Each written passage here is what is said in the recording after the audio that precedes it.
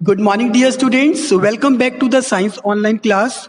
You all know we are discussing Chapter 10 Respiration in Organisms. For today, our topic is types of respiration. Today, we are going to learn about the types of respiration. So, on the basis of the presence or absence of oxygen, means oxygen present है या फिर absent है, इसके basis पे हम respiration को two types में categorize कर रहे हैं. Number one, aerobic respiration and number two, anaerobic respiration. So, बेटा समझ में आया? On the basis of the presence or absence of the oxygen, we can classify the respiration into two types. Number one, aerobic respiration, and number two, anaerobic respiration. Let us talk about first category, that is aerobic respiration.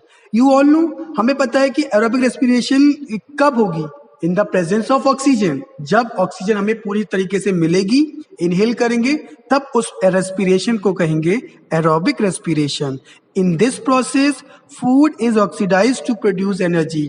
इस process में जो भी food हम intake करते हैं वो आपकी body के अंदर ऑक्सीजन के साथ मिलकर ऑक्सीडाइज होता है और एनर्जी प्रोड्यूस करता है. उस एनर्जी का वर्क हम क्या करते हैं, अपनी डेली एक्टिविटीज करने के लिए करते हैं. हमारी बॉडी वर्क करती है तो इसी एनर्जी का यूज करती है.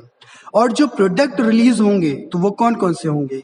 Carbon dioxide and water are the products as a waste. Means जो वेस्ट प्रोडक्ट जो रिलीज होंगे इस प्रोसेस में, that is carbon dioxide, gas and water. हमारे लिए उसका कोई यूज नहीं है, वो सब बॉडी से रिलीज होना होगा. प्रोसेस की अगर बात करें, इस प्रोसेस में एक रिएक्शन होगी जिसमें क्या करेंगे, ग्लूकोज जो है आपका, जो फूड है आपका, वो अगर ऑक्सीजन के साथ अगर ऑक्सीडाइज हो रहा है तो आपको कार्बन डाइऑक्साइड गैस मिलेगी, वाटर रिलीज होगा, साथ में एनर्जी भी रिलीज होगी. और अगर रिएक्शन देखेंगे तो ग्लूकोज का फॉर्मूला होता है C6H12O6 plus 6O2 gives 6CO2 plus 6H2O plus energy. This is all about aerobic respiration. Now moving to the next part, that is anaerobic respiration. अब पहले था presence of oxygen, ये होगा आपका in the absence of oxygen. So anaerobic respiration takes place in the absence of oxygen. For example, in some lower organisms, कुछ lower organisms होते हैं जैसे आपका yeast है, बैक्टीरिया है, tapeworm है जो पैरासाइट है एक तरीके का, liver fluke है, ये सारे lower organisms होती हैं. इसमें ये प्रोसेस चलती है जिसका नाम है एनारोबिक रेस्पिरेशन. इस प्रोसेस में होता क्या है बेटा, in this process food is not completely change to carbon dioxide and water.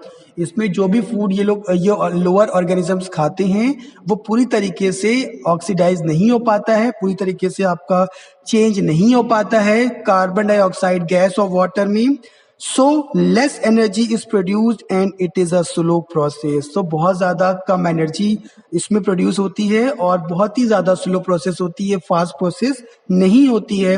अगर हम ईस्ट की बात करें तो ईस्ट में देखेंगे food is converted into ethyl alcohol and carbon dioxide. East में क्या होता है, फूड जो है आपका कन्वर्ट हो जाता है लाइक ग्लूकोज में ना होकर, ग्लूकोज जो है वो आपका ब्रेक डाउन होगा इन द एब्सेंस ऑफ ऑक्सीजन में, इथाइल अल्कोहल बनेगा आपका और कार्बन डाइऑक्साइड गैस रिलीज होती है. See the reaction also, glucose in the absence of oxygen gives ethyl alcohol plus carbon dioxide gas plus energy. So I repeat, जो भी anaerobic respiration होती है वो ऑक्सीजन की एब्सेंस में होती है, कुछ लोअर ऑर्गेनिजम्स में होती है जैसे ईस्ट, बैक्टीरिया, पैरासाइट जो है आपके, टेपवॉर्म है, लिवर फ्लूक है, इन सब में ये प्रोसेस चलती है. इस प्रोसेस में फूड आपका कंप्लीटली ऑक्सीडाइज नहीं हो पाता है, मींस कंप्लीटली चेंज नहीं हो पाता है. कार्बन डाइऑक्साइड गैस और वाटर में कम एनर्जी प्रोड्यूस होती है इसमें और बहुत ही ज्यादा स्लो प्रोसेस होती है. अगर हम ईस्ट की बात करें तो ईस्ट में क्या होता है, in the absence of oxygen glucose is oxidised into ethyl alcohol and carbon dioxide gas with the release of energy. Let us talk about the amazing fact of this topic only.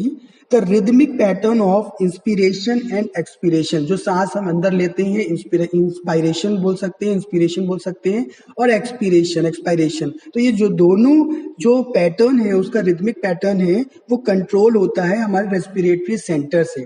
जो सांस हम ले रहे हैं छोड़ रहे हैं ये हम खुद नहीं कर रहे हैं, ये हमारे ब्रेन के एक पार्ट है जिसका नाम है मेडुला ऑब्लिंगुएटा. ठीक है, वहां से ये कंट्रोल हो रहा है। अगर इस पार्ट में डैमेज हो जाता है तो इसमें पर्सन की डेथ भी हो सकती है, क्योंकि हमारा पूरा रेस्पिरेटरी जो सिस्टम है इसी पे वर्क करता है। अगर वो डैमेज हो जाएगा तो हम कब सांस हमें लेनी है, कब हमें सांस छोड़नी है, वो कंट्रोल नहीं हो पाएगी, जिसकी वजह से हमारी डेथ हो सकती है। सो ये तो बहुत अमेजिंग फैक्ट था, आपको ध्यान रखना है कि जो रिदमिक पैटर्न है इंस्पिरेशन और एक्सपीरेशन का, ये हमारे ब्रेन के सेंटर वाले पार्ट में जो आपका जो मेडुला ऑब्लोंगेटा है वहां से कंट्रोल होता है। सो आई होप ये टॉपिक आपको अच्छा लगा होगा। Keep revising. Thank you.